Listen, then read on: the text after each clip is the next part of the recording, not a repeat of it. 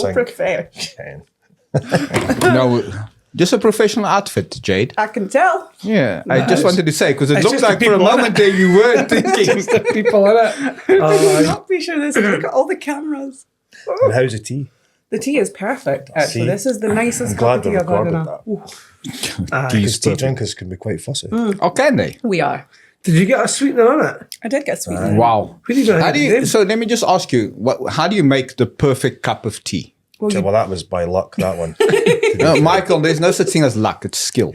It is skill. But skill's acquired over a period of time. Do you put milk in while the tea bag is in? Do you take the tea bag out first? Teabag out. No. Teabag out. Yeah. Yeah. Okay, now I'm just checking. That's why I'm asking. You know what? There's just a right way and there's a wrong way. Yeah.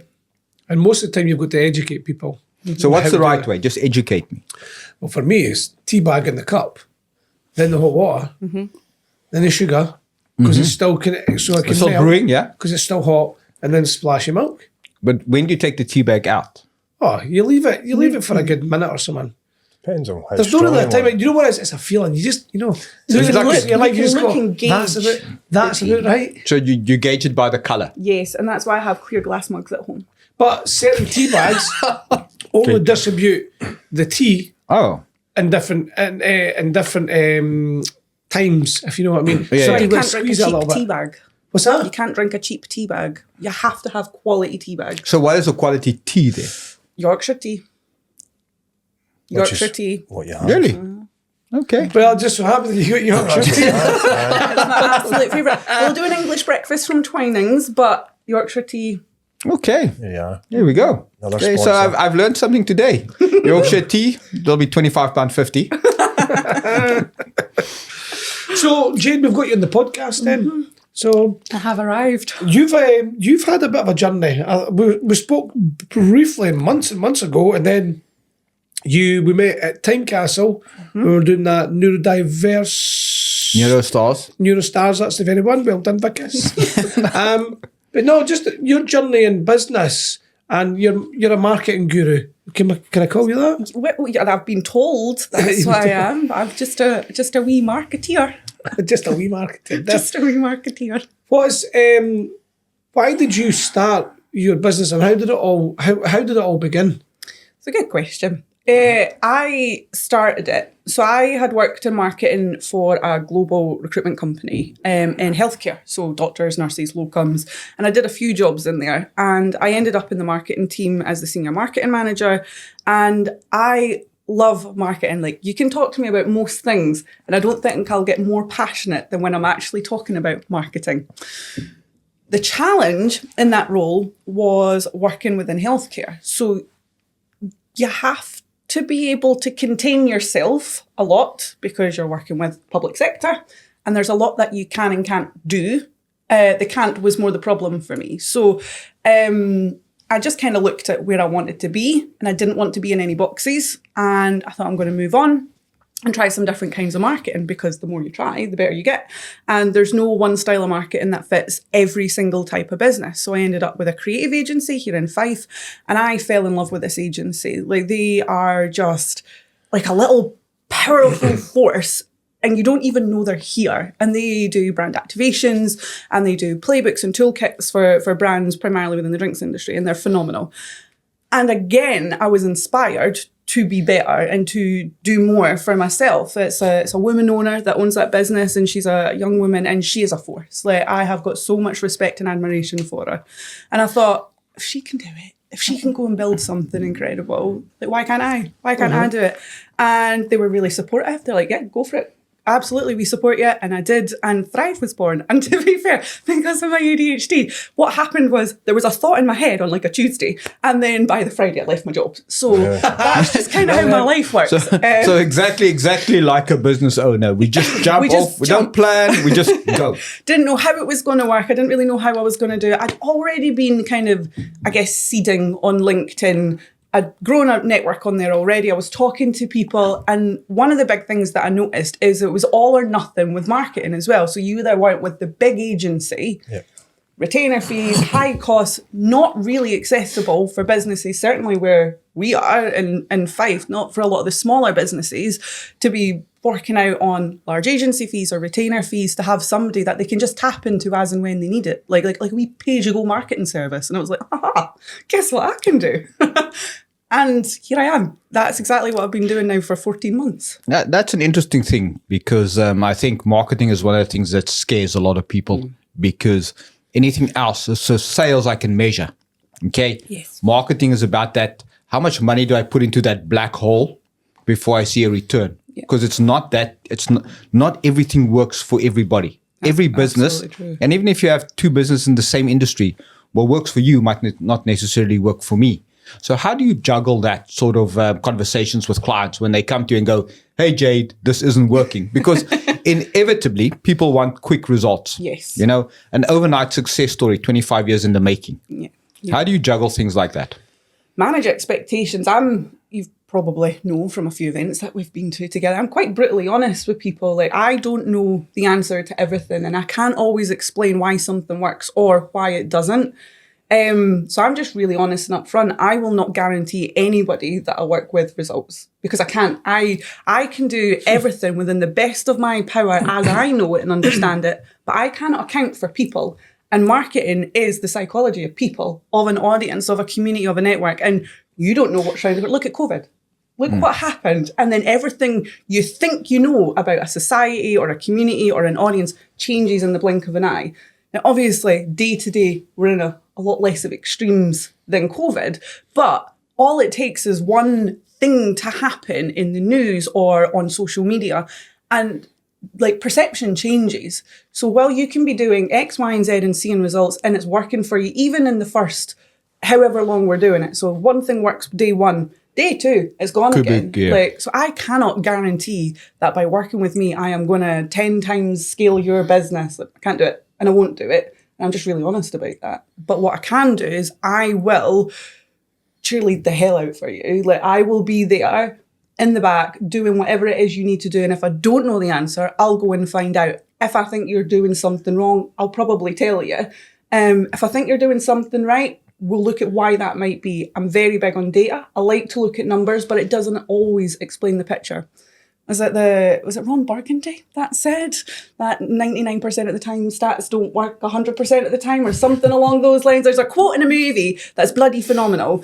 And, you know, numbers are contextual as well. Like, what's a 300% increase on sales? If you've got one sale. If you've got one sale, it's all relative. It's all relative, absolutely. But what I do like is data-driven insights. Yes. Because data does tell a story. Whichever way you like to look at it. It either tells you a romance novel or it tells you a horror story.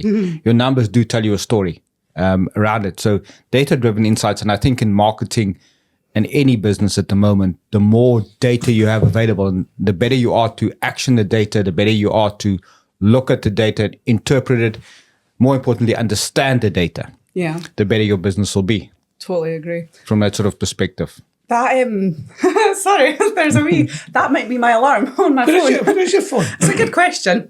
In your bag, maybe. Is it in my pocket? Sorry for the interruption. That's all right.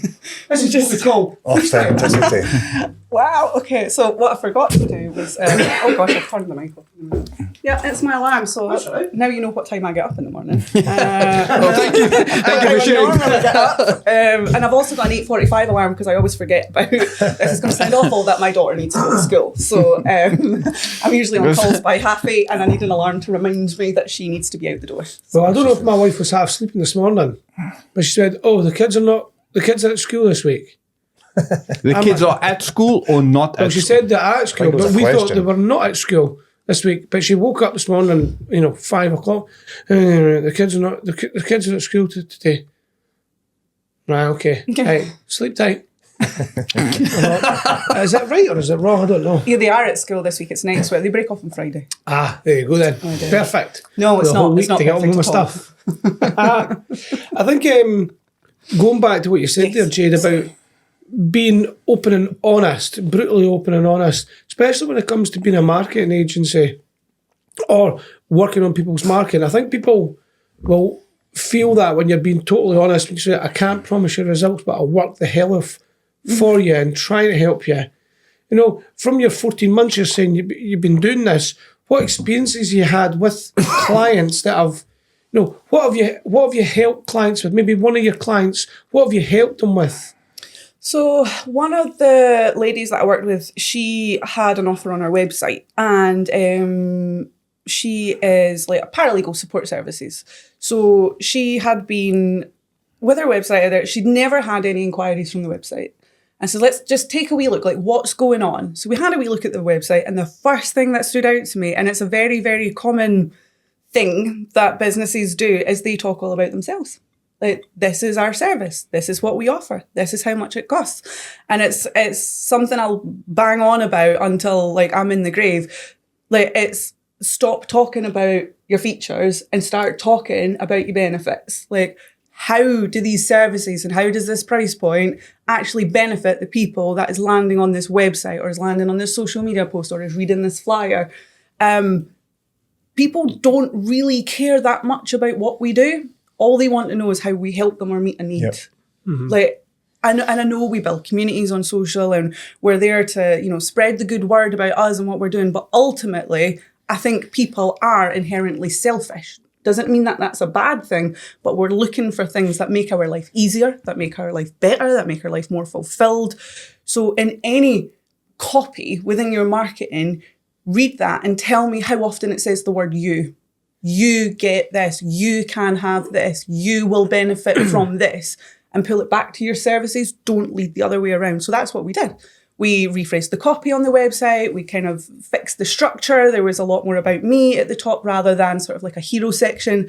So we did that. And then a couple of weeks later, just like, oh my God, I've had a few inquiries from my website and I've actually got some clients. Yeah. And it just makes me feel really happy to hear when people get results. Not just that they're happy working with me, but also to hear that that's actually made an impact on her bottom line. Like, well, it's like anything. When anybody starts their own business, you're doing it for maybe the freedom, but ultimately you think you could do better and you can financially get a financial gain. So if you're responsible for helping that, well, that's sending their kids to Bali or going for a holiday at the end of the year. That's what you're helping out. And I think that's people is what you've said there as well. It should resonate with a lot of people. You know, talk about your services and what you're actually, the value you're creating for people, but then the value that you're creating for them as well. It goes a long way because we're spending money left, right, and centre and sharing memories and having memories, going on holiday, experiencing things, and that's what we need the business for, to help us afford these things. So just wish I was better about it for myself. The marketers, us marketers, are the world's worst marketers for their own business. I don't necessarily think so. I think that we're all very, very hard on ourselves when it comes to things like that because it's just the way we are. Like a busman's holiday, though. It's like joiners. Everybody else gets, but your house is always the last one to get done. Yeah. I'm not even going to go there. I'm not even going to go there. So see, in business, we talk about, especially in here, resilience is a big part of it all. And you're still quite a young business, so what resilience have you been through? But you've actually been through way more than most, and it'd be interesting. Okay, so I did a wee speech on this when we were at Tynecastle, and it was talking about the fear of failure, but I have been afraid of some pretty crazy things. So I was in an accident in 2019, and I was hit by a lorry in my car. Now, I walked out of the accident just fine. I wasn't fine. I mean, I had some bruising and some cuts and scrapes, and, you know, it wasn't a little bump, but it wasn't life-changing in that moment. Went home, and then I think it was about a week later, I got up to walk and I fell down, and we're just like, oh, it must just be some, you know, shock or whatever. It was just latent from the accident. And then that night I tried to walk again and fell down again. So husband bundled me up, took me into the hospital, and I was in there for 10 days and came out in a wheelchair and came out with my life completely turned upside down. I couldn't walk. My brain had simply forgot how to put one foot in front of the other, which is really odd because at the same time I was able to squat, but I couldn't walk. Like, it just didn't make any sense. So I've got a brain disorder. It's something called functional neurological disorder, and it's actually a really common neurological problem. Most people haven't heard of it, but it's probably the most common reason that somebody ends up in a neurologist's office. Right. And it is a problem that affects the signals in the brain. So it's not like physical plaques on your nerves or anything like that. It's not a break. But if you can imagine it, that you go to turn the camera on and the microwave comes on instead. Okay. So there's a problem with this wiring. And I had that before the accident. But this condition, any physical stressors can cause a reaction in your body to make this condition go worse. And that's exactly what happened. Within the space of 3 months, I started having multiple seizures a day. I had a stammer and a stutter, and I lost the ability to talk properly. I couldn't form coherent sentences. I couldn't care for myself. I had to be washed and bathed and fed, and I couldn't hold a fork without the tremors going wild. And I was essentially like a wee potato in my own house. I just couldn't do anything for myself. And I had 2 kids, you know, a 13-year-old and a 2-year-old, and my husband had to quit work and look after me.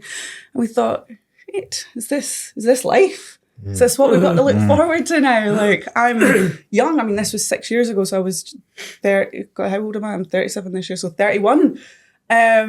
Just didn't know what we were going to do, and it was hard. It was miserable, actually. And we did everything by the book, did neurological rehab and did the physio exercises, didn't drink, and we tried to eat well, but it was just shit. Like, it was just, so I don't know, really. You can do whatever you want. It was brutal. But at the same time, COVID was happening. So I think in a way I was really lucky that we didn't feel the effects of this national lockdown and being alienated from society, because we were in a little bubble. Like, we had no idea what was going out in the world until he went out to get some shopping one day and all the shelves were empty, and we're like, what's happening? And then we realised there was much more going on in the world than my wee accident. But got through that. And when I say got through, there came a point where, you know, he found me in the worst place possible on the kitchen floor, just ready to give up. And he's like, we can't do that. We just cannot do that. Like, you have got to fight. Like, this is faith, love, hope. This is what he says. So we believed that things would get better. And, you know, the neurologist will laugh at me for that one, because that's the first thing they say. Positive thinking cures all ails. It doesn't.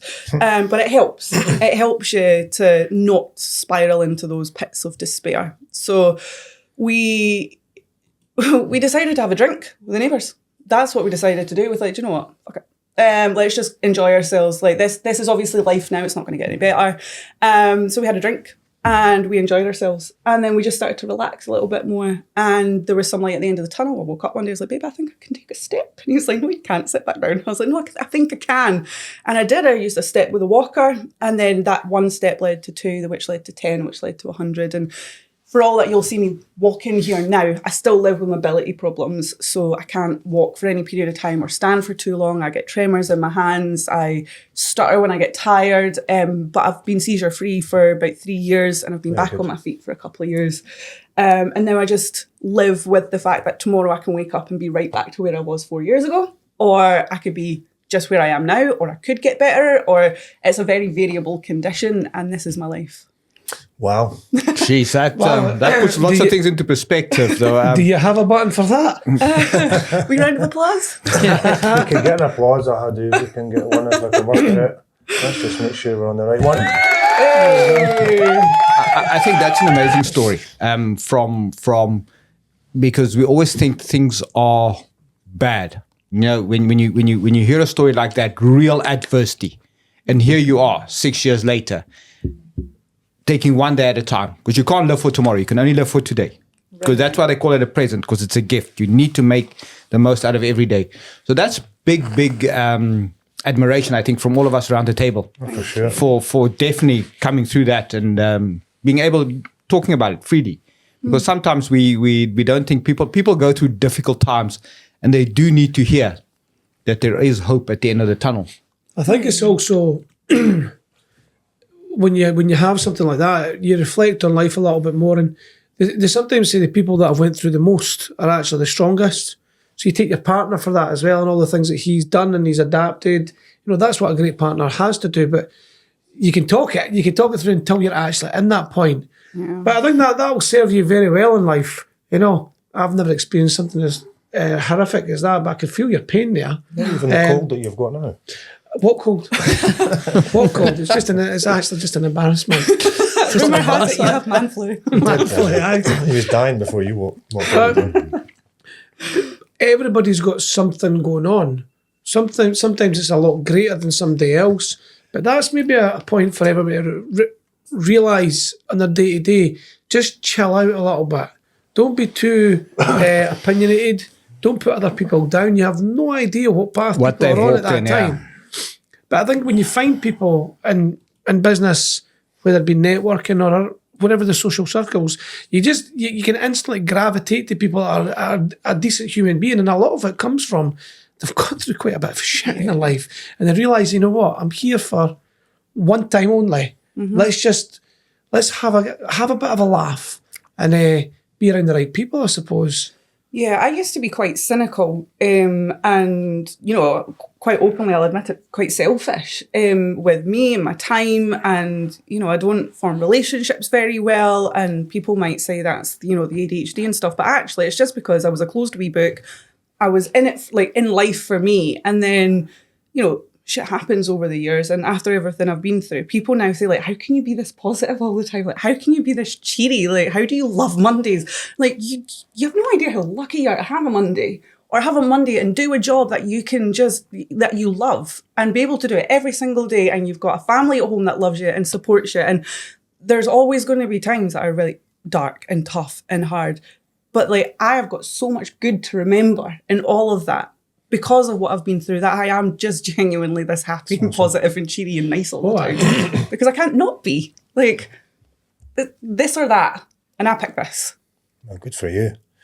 So, starting your own business is stressful. So, yeah. if you've got that attitude, you're getting through that pretty well, then I would say. So, bringing it back a bit then, who or what would you say the top 3 things are that you see that are mistakes in marketing? Mistakes. As in not working. Okay, so the first thing we've touched on it is it's all about me, but it should never be about me. So I do this, I do that, instead of you get this, you get that. So that's probably my number one bugbear, shall we say, when I read people's marketing collateral. The other thing, I guess, is trying to do absolutely everything all of the time in all of the places because you don't have a clue who you're talking to. Yep. So figuring out who your audience is and then nailing your messaging. So I don't believe in the term niching down, because certainly in my business, I feel like I can help a variety of different people. So I could help the small business, the medium-sized business, the large business, as fractional marketing support, going in and helping teams that are already established. So I've got quite a varied scope of services and areas I can help. But I cannot talk to all of those businesses on every platform all of the time. So knowing where your audience is, who your audience is, what drives them, and speaking to only them in that channel is key. So if you think about motivations that people use LinkedIn for versus Instagram versus TikTok versus, leaflets at an event or at networking events, what are the motivations behind the individual being there? What are they looking to get out of it? And then that messaging that you put out, so your social media posts, what you write on LinkedIn should be very different to that caption that you're putting on Instagram, because you're calling two to different audiences. Completely. Now, it's still people at the end of the day. It doesn't matter what the demographics, I guess. Doesn't matter is the wrong word, but know your demographics. So Johnny, 35, lives in... Just seems like a situation. I like 35. I'm like, what's 35? What's 35? Thanks, Jade. It's all right, Johnny. Where you live and what your general income is, but actually go another step further. Psychographics. What keeps Johnny up at night? Yeah. What drives him? What is your motivation in life? How do you want to get there? And then pull that back. How does your product or service then help Johnny do that? So again, that ties into point 1, but tailor your messaging, make it benefits driven, put it in the right platform towards the right audience. And again, what people are typically doing is creating a caption for Instagram and then blasting that on LinkedIn, on Facebook, on TikTok, on their website, and they're just copying and pasting the same stuff. So that is probably number 2. Number 3. Not utilising technology. There's a hell of a lot out there, right?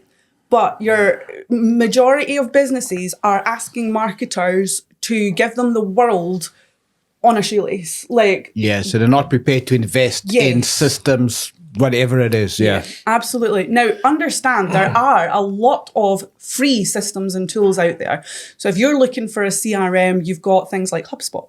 There's a free plan within HubSpot. You don't need to have all the bells and whistles right away. So if you're a new business, there's a host of free tools that you can use for email, for CRM, for scheduling your social media posts, but use them. Do not ignore the fact that they're there, because there's going to come a point in your business, hopefully, that's what we're all working towards, that you are going to scale. And if you are scaling into a point and you are running your business on spreadsheets and phone call conversations, you've got a real problem when you've then got a marketer coming in to say, well, what have you tried? What's worked before? What is your cost per acquisition? Where's your return on ad spend for previous campaigns? You have none of that anywhere.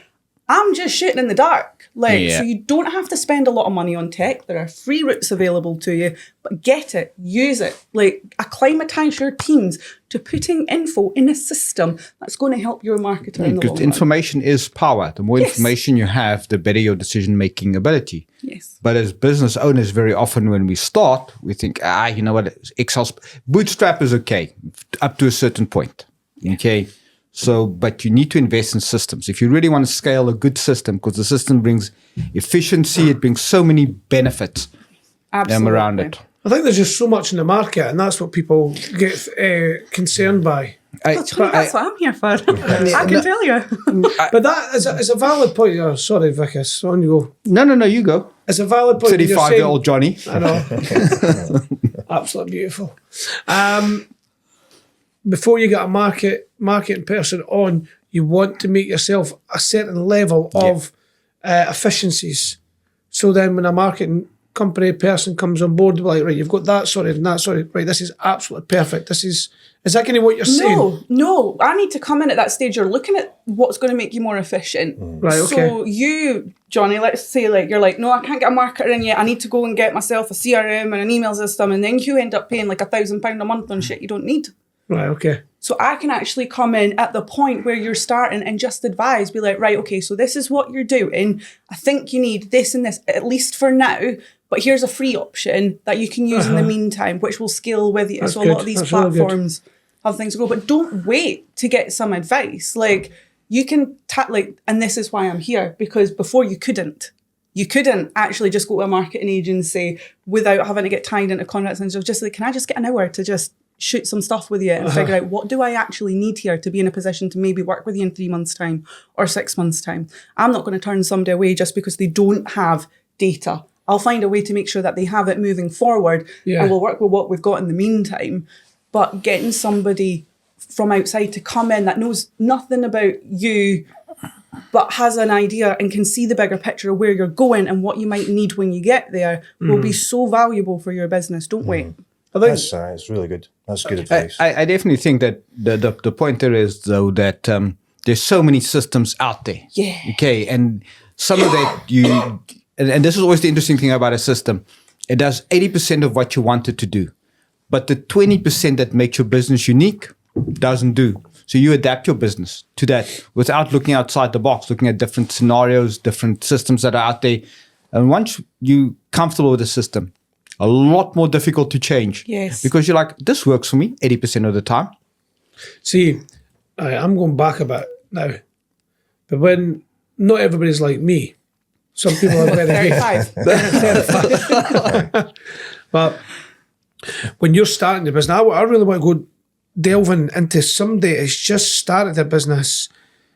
They don't know, setting up a limited business, a sole trader. They don't know the differences, even trying to get a bank account. They know how to do the job, whatever it may be they're doing. But they're going into a field that they've never been in before. That, even just the profit and loss sheet, they just go, I just need to get work in. So really, break this right down. For you to fire off a system, some people might not know, what do I need a system for? I think what I'm trying to get to is, if you are offering that free advice for someone, just to steer them in the right direction, and when it comes a point, you go, I'll help you to this point, and then it's a case of there's got to be a financial meeting, or there's got to be something exchanging later on. But it's like there are people like your Business Gateway and whatnot that will help you out, but people just have to open their eyes and go, there is help out there first. And what you've said beautifully is you have to create the path on how you're going to get all the systemizations in your business. How do you build a system? Just a question. How do you build a system? Not got a bloody clue. Like you need to look at your processes of what's coming in. So practically, yeah, you're right. So practically, tell us a story, because it goes back to the Excel spreadsheet. Monkey boy. No, I'm on it. But to me, Yeah. you've got to look at what's happening. So you've got phone calls, emails, whatever it is that's coming in. Like, what do you do with them then? How do you reply to them? Okay. And then you're starting to look at technology. Tell us how you got to a system. Tell me, remember the Excel spreadsheet story? Yeah, well, on that one. That's So we were on Excel spreadsheets for, I don't know, it's like 15 years maybe. I'm like, wrong. it's 12. It was our third year. Our third year we had a lot of growth on the line. And this little spreadsheet that I had was doing a job for me. But it's all open to manual error. You know, there was a lot going on when you're doing the letting side. And it really got to a point where we just couldn't really take on much more business because we were at a ceiling with it all. And we were searching around for technology. And I thought I had one, which was a shambles of a thing. But we had that for about a year and didn't do really anything with it at all. Like, it's just too convoluted and complicated. And so instead of, this is where accountability is, because we're accountable to ourselves, but nobody's looking over us going, you need to sort that shit out. Until I did have that. Somebody from Business Gateway actually came in, and that's what they done. Sat me down and gave me a right good talking to. So then, again, you're on the search, and we found a system which was unbelievable, to the point where we thought it was a scam. Can't be that good. And it was. And still, we're the biggest advocate for it. But that was a game changer. So you're on about 80%. That took 80% of my workload off me, and allowed me then to go and grow the business. So just getting that technology in there. So why are we all laughing? So I know exactly where he's going with this. Like, we need to know then. Just cream and paper, and paper. No. So for you first write it out. Then you type it out. Then eventually you go, I can't type it out. It's too much work. I'll need to get something where I input it on the system. I still remember the days it's sitting with a wee notebook, typing it up, then it was connected to my printer, and I'll print that off and I'll put that in an envelope and I'll post it So out. you're not 35. It's 36. But I remember that. I remember the feeling. I remember the hustle, the bustle. And Lisa, how do I print this off? The cable's not working. Back in the day, and I remember that. And then the thing that changed for me, because I am not tech savvy, and I suppose I can learn it, but I can't be That's bothered what with I say. it. It's just another name for lazy. Do you know what? I know where I excel in. Yeah. And Take then your strengths. when my sister came on board, Gareth came on board, they were good at all that. She said, I need a computer. I went, you got a laptop or something? Johnny, we need a computer. Okay, how much is that? And I remember doing all that, but she did all her computer stuff and printing off in emails and things. And then eventually, you're getting your software systems. You progress, yeah. You progress, but I only progressed because I had people in there that were saying, well, what we're doing with this? I don't know. You just figure it out. I didn't know how to do that sort of thing. And it's probably in the last 5 years I got a system in. And we've been running for, I don't even know how long we've been running, 11 years, 13 years. So I'm archaic on that side. Well, processes that. Now we're much better, because there's about 6 of us in the office. So they have to be. You develop at pace, though. When you start scaling, you develop at pace, and you start recognizing where you're inefficient. You start recognizing. See if I started again, I'd probably still do it the same way, because I'd have no clue. Or I would get somebody in to just do all that. You just do all of that side of things. But that's exactly what you were talking about. If you've got somebody coming in and sort of giving you some guidance as to what you need. Because one of the things that we were well aware of is you've got a system for that, a system for this. And before you know it, you're duplicating all this data. Yeah. And all the time that's spent 10 duplicating systems all this instead of data. one. Yeah. And then we were working off one screen back in the day. Now I've got 3. Yeah, but you're just hyper efficient. That's why. But it's so much faster. Even like everyone's got 2 screens at least now. So I couldn't work for one screen anymore. Copy and pasting data over to different systems. He's like, he's in my office and go, why have you got a computer? It looks the party. How do you turn? You know, someone, was it 2 weeks ago? And I was at the phone office saying, Dean, how do I get this Word thing on the computer? And he's like, are you being serious? I went, yes, I'm not lying. I just need to know how to do this. How do I go on? He says, do you still use Paint? I think it's quite interesting though, hearing you guys talk about how you build a system. You are starting from front to back. Like, this is what I do, so this is what I need, rather than I always work back to front. Well, actually, yeah. So I start at the end. Like, where do I want to be? What's happening over here? And then what do I need to put in place to be able to facilitate? Yeah, so you're talking from the benefit of having experience. But when you're in the thick of things, that's how people's brains automatically think. They don't think 5 years ahead. Most people don't think 2 years ahead. So they don't think that far ahead and then work it back. They go, okay, I've got this problem. How do I solve it? I've always done that. Yeah. Always done that. So you see, that's great because it's a different way of thinking. But it's a learning, even just switching that. You know, that's the best way to do it, because it is. It is the best way. Start with the end in mind and work it back. But those are just words, because when you're in the thick of things, those things fall away. Bullshit. Well, there's another You think side. so? You've got a point where you're doing something that you think is working, but as you start to grow, then you start to realise that there's the problems. You need to change that for growth. 100% what he's saying. When you've got the growth. So that's why I was saying bullshit. I understand what you're saying, and that's correct. But you only say that from a point of view where you've learnt a lot, or you've been around people and you've hustled enough. You go, right, maybe I should start thinking about a client profile. What he looks like or what she looks like. How much does she spend? How much is the way? But shouldn't you be thinking about that right in the beginning? But you don't know. But you don't know. But you don't. You don't know, because you don't even know fucking what you're doing. So when a new business is starting then, because I think very oddly, like, so I have ADHD, I also have bipolar, so my brain just doesn't work. Gee, you're a party, eh? I am a riot. My brain is a riot. Now the 35-year-old comment makes sense. Yeah, we don't know which me was saying that. But like, I obviously don't think the same way as other people do, which obviously is invaluable with what I do. Yeah. But like, in my mind, so you've just started a new business, you don't have the work in yet, so what are you doing? If you're not marketing, if you're not building systems and processes, and you're not servicing clients, what is it you're actually doing? But that's working on the business, whereas they're working in it still. Everybody's working in it at that stage, at the startup stage. Does that make sense? Yeah, so that's how they should be doing it. So what you're asking is, so when you start your business, you jump in and you either go networking because you've heard that works, or you post on Facebook and you're posting to everybody, or Instagram. Because you got to get the product out there. You got to sell to make money, to pay the bills. Startup mode is like eating soup with a fork. You're very, very busy, but you stay very, very hungry. Because you'll sell, client will pay you, you'll go buy another product. And that's what you do. You don't get the time to lift your head and go, there has to be a better way. You get so stuck into the day-to-day that you miss it out completely. You don't get time to think about your business, to strategically say, okay, I'm here, but I want to be there. What do I need to do? So and it wears you out.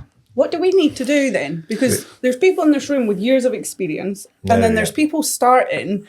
Like, I'm a big believer in, like, we should help people. Yep, that's what this is all about. So what's missing? What do we need? What needs to be out there for somebody that, like, for me, on a Tuesday decides I'm going to start my own business and by the Friday has done it? Like, what do they need to tap into? Things like this, though, to be honest. There's loads of YouTube videos. You take YouTube videos and AI. And AI. I love AI. Yeah. But if there was a step, we talk about there's books, there's all these things, and some people are not. I'm not book. I don't like books. But if you've got video content out there and you're looking to improve and you're looking to seek and find, you can find the stuff. This whole concept for us is to build a community of people and educate people as much as you can. But as Vickis was saying earlier, a lot of it's just words. It's about the action. And, you've done your journey. We're on our journey still as well. And we've learned a lot along the way. It's just getting a step-by-step process for people and dumbing it down so they can go, right, you don't have to be... We've spoken all the episodes, and I've seen loads of businesses there really successful on the glossy mag, right? And there's a lot of bravado and ego around it. You get rid of that, kick it away, and just dumb it down and make people feel comfortable about starting a journey in business. And that's kind of what we're trying to do.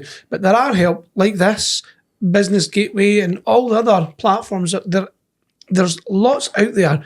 You just have to go and seek and find it. And hopefully we're one of them. Because I think, from our side here, we're looking to get golden nuggets that people listening can take and actually change their mindset and grow. And that's 100% from this episode's one of them. And we're also guilty because you can preach and preach, but actually you listen back to these, you listen back and you go, actually we should be listening to ourselves a bit more on that. But it's easy to talk. It's easy. It's experience that teaches you that you can look at something and you go, that might work, might not work. And I think one of the things is when guys are in business and often they sit with people around a table and they want advice, what they're asking you to do is to play darts in a pitch black room and hit bullseye. Because you know what you're going to do? You're going to give them your opinion because you don't understand their business. And if they've tried it and you suggest it, they're going to go, idiot. I did that before. He's got no idea what I'm going through. Okay, so you need to understand the wider ecosystem, what's causing it. There's so much more to it. But you don't get the time to think about your business because you're so busy hustling, working in it, doing what you need to do. And then cash flow comes into it because you need money. Yeah. So when you look at systems, this system's going to cost me £800. I'm only making 600. Where am I going to find that money? Yeah. Access to funding is becoming increasingly more difficult. I read a statistic the other day that Scottish companies, small to medium-sized companies in Scotland, find it twice as difficult to access funding than their counterparts in England and Wales. Yeah, so what does that tell you? Okay, what does that tell you about banks, about governments, about that? And we're not going to get into a political rant today, but it is more difficult. I feel that was very directed. Because I'm the ranter. So it just becomes a lot more difficult for guys in business. So what's missing, Jade?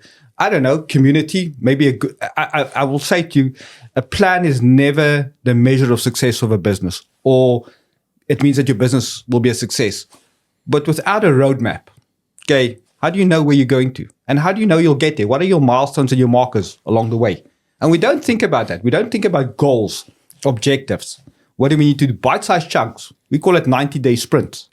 What are you doing in the next 90 days? It'll yield the result, not today, but in 3 years' time. Because you know what? We all want instant success. Start my business today. Tomorrow I want to be a billionaire, drive a Bentley. Go look at businesses, successful businesses. Overnight success story, 15 years in the making. Exactly. I think the one thing that people need when they're starting their business and they've been in it for a year, 3 years, 10, motivation. Because it's great. We talk about sometimes the dirty truth and it's hard and whatnot, but it's also fucking brilliant. But you do need that motivation, that we kick up the bum, the Monday or the Tuesday, the Wednesday when the wife or the husband's no well and you're paddling like mad, you're back and forward trying to help support the kids and you've got a client that's not paid you on that Friday and you needed the money in. You need some glimmer of hope sometimes, just a wee nudge in the right direction to say, it's okay, we've all been here. Just smile, tits and teeth. But if you don't have access to cash, what do? Motivate yourself to get cash. So when you fall out of love with your business, what happens then? Well, when you fall out of love with your business, it goes. You have to recognise that you're in that position first. And then, it's again, we've spoken about a lot about getting the right people around about you. And if you can just put the hand up for a bit of help, people can come in. And then you can start to get a different plan from where you are in your journey and look where you're actually going to go, which to me, that's motivation. When I start looking at my plan, I've always got a plan of where I'm starting to go. The difference, I think, with the plan is you're hitting targets and stuff, but you're not actually looking at things like, right, I maybe need to get a CRM in or, you're not looking at the big picture stuff that actually moves the needle for your business. It's like urgent and important. The important stuff we don't care about. It's like the child sitting in the corner. They go, hey, I'm still here. And you're like, hey, I'll get you. Don't worry, I'm going to get to you now. But you focus on the urgent stuff, the stuff that doesn't move the needle. Yeah. Or things like, I use this example, when you look at teams, people think stationery is important. Stationery, I couldn't care less about stationery. But the thing that's really important, we haven't put in the stationery order for this week. We're going to be late. Don't care. But the thing that really moves the needle, contacting the client, confirming the order, we put that off. Yeah. Those are the types of things we talk about that guys don't have access to. And you only know what you know. So we talk about that in marketing as being, proactive and reactive marketing as well. So you can always be reactive in marketing. So you're jumping on another social media trend, or you've seen a competitor put something out and you think, oh, we need to do that as well. But actually, if you flipped that and you spent 80% of your time being proactive, so creating the trend, so being the first one to do something different, to do something new, and that is another bugbear. Put this down as number 4. 4. Businesses just want to do what everybody else is doing all the time. I've seen this, I want to do that, or they're doing this, so can we do that? No, we can't. No, be different. So you're right, COVID. Tell the story about COVID with the clients, what you did.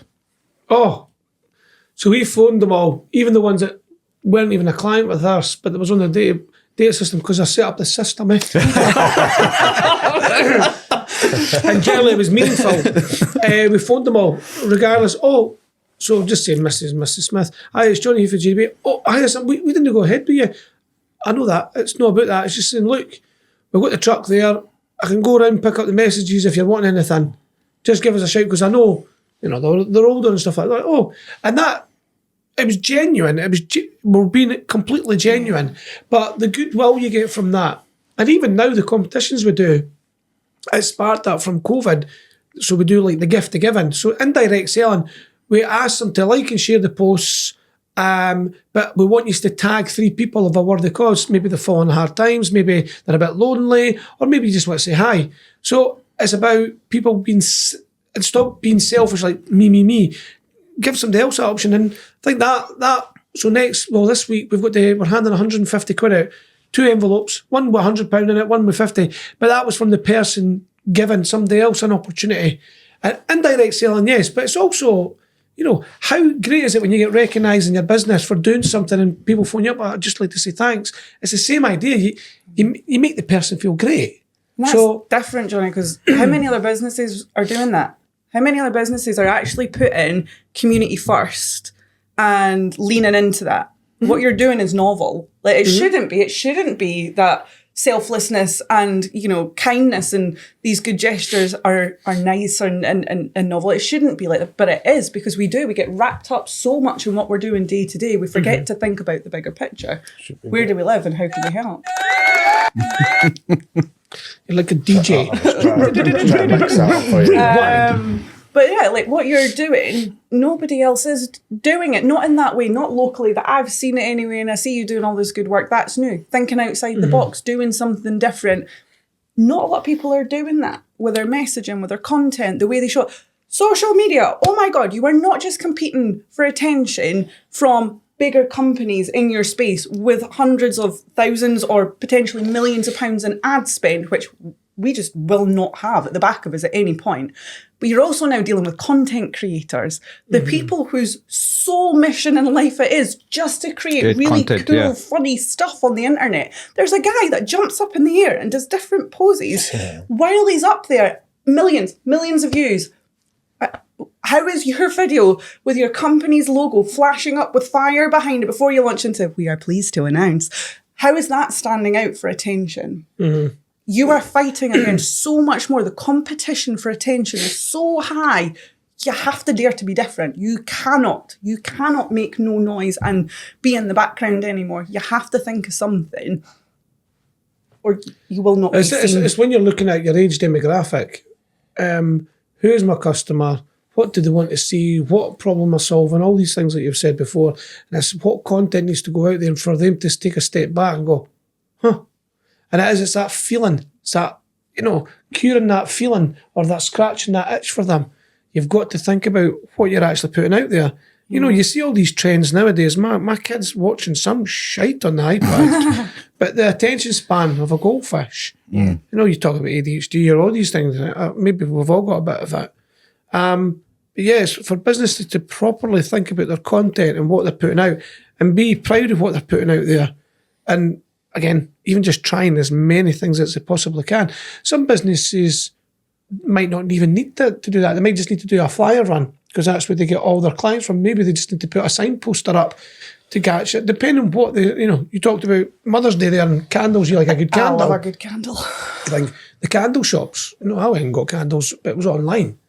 But I already Can you knew sniff a candle if you buy it online, Johnny? Okay, but it was an How do you know expensive it candle. So smells I just assumed No, it's because going you to be read the quick. caption and go, this would smell nice. Yeah, Yeah. like, you can't. Oh, imagine getting like scratch and sniff videos on Facebook. That would be quite cool. That's where we're going to go when the robots take over. Yeah, of course. That's absolutely where we're going to It's go. not far away. Aye. Sensory experience. Sensory experience. Aye.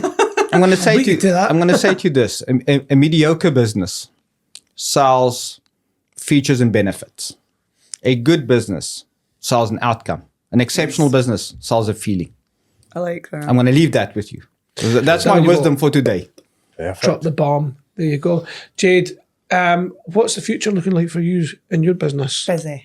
I love that. I can't love that. complain. Like in 14 months, like I was waiting for that lull. You know that one that comes. Yeah, that comes. That comes, and you're like, "What am I doing this for? Like, why is this happening?" But I don't have that, and I believe that's for a couple of different reasons. I'm honest. I'm affordable. I'm accessible. So I don't have a lull. So I will continue to stay busy, and I will continue to stay honest and approachable, and unfortunately get far too much time away for free. But that does really well for me, and it works, and it helps so many people. So there's no question when they need to spend money, they come to me. So that's a great testimony to you, Jade, because if you can't give it away, it owns you. So time. If you can't give your time away, it owns you. Money. If you can't give your money away, it owns you. What owns you? It's just a question. Listen, I've got a penny in my pocket. I'll give you it. Get a penny back up. Thanks, Squire. So how do people find out about you? Where do they find you? Oh, well, you'll see my face at several local networking events. LinkedIn, website, wearethrive.co.uk. You will find me because I'm around. You will see me on Facebook. You'll see me on Instagram. You'll see me on LinkedIn. You will see me at the event. I am everywhere, and that's what your marketing should be. Perfect. Brilliant. Well, on that note then, This is your world. Shape it. or someone else will. It's so good.